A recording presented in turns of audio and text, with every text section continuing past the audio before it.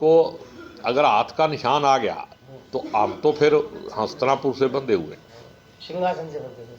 हमारा कैंडिडेट है हाथ का निशान, ठीक है ना।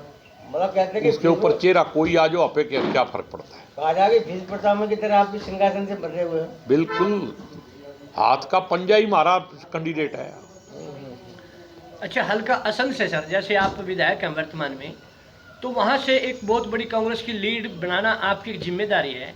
आपको क्या लगता है कि हम इसी तरह से कांग्रेस पार्टी के हर आदमी अपने अपने हलकों में नहीं, हमने तो काम शुरू कर रखा है और मैं दावे के साथ कह सकता हूँ कि असम से सबसे ज़्यादा वोटों से कांग्रेस अभी आपने बैठक भी आप कर रहे हो, सबसे पहले आप कल बैठक कर रहे हो। 28 तारीख को हमने वर्करों की मीटिंग भी बुला ली है और कल अपनी तरफ से सबको अपील कर देंगे कि दिन रात एक कर दो और हाथ का पंजा जो है उसको मजबूत करो, राहुल गांधी को मजबूत करो और इस देश को, लोकतंत्र को, संविधान को मोदी के शिकंजे से आज़ाद करा दो। ऐसा नहीं लग रहा कि आपके संध हलके में बहुजन समाज पार्टी भी कांग्रेस वोट बैंक को खत्म करने की कोशिश कर रही है? ऐसे है, देखो, खड़ा होने का सबको अधिकार है, कोई किसी को ख़त्म कर सकता है।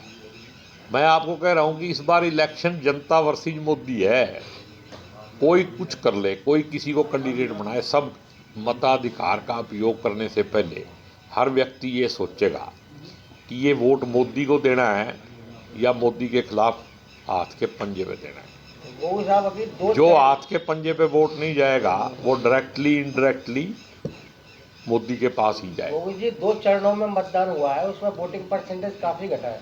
पिछले की अपेक्षा का दिखाया 2014 में घटा, फिर 2019 में काफ़ी घटा, अब जाके फिर घट रहा है लगातार। तो नेगेटिविटी इससे देखो, मेरा अपना पर्सनल विचार ये है हाँ। कि जो सत्ता पक्ष है उनको ये मतलब शर्म आनी चाहिए कि लोगों में इतनी उदासीनता आ गई कि वो वोट ही नहीं डालना चाहते।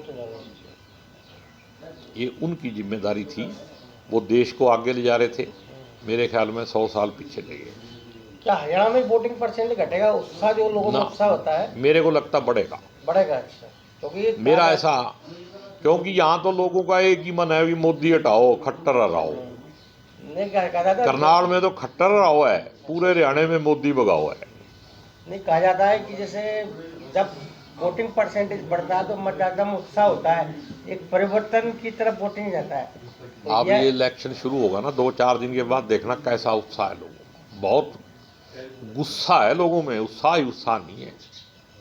मतलब गुस्सा वोटिंग में इतना जुर्म हुआ है, कितनी बेरोजगारी, महंगाई बढ़ी है, 700 से ज़्यादा किसानों की शहादत हुई है, ठीक है ना।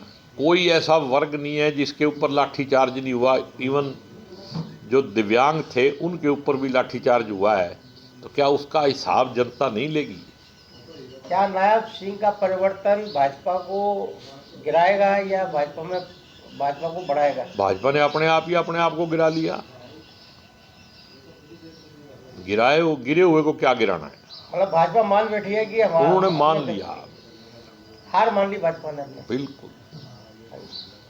धन्यवाद। क्या अपील करना चाहोगे अपने हलके के वोटरों को? मैं तो सभी करनाल हलके के, खास करके संध हलके के लोगों को ये अपील करूंगा कि खट्टर साहब ने 9.5 साल में जितने जुल्म किए हैं उनका हिसाब लेने का वक्त है और 25 मई को हाथ के पंजे का बटन जोर से दबाओ ताकि मोदी तक उसकी आवाज़ जाए और इनको सत्ता से हटाओ। करनाल से जिसका MP जीतता है ना, उसी की सरकार बनती है। इसलिए मेरी जनता से अपील है भी करनाल से कांग्रेस का MP जिताना बहुत जरूरी है, तभी गठबंधन की सरकार दिल्ली में बनेगी। जय हिंद।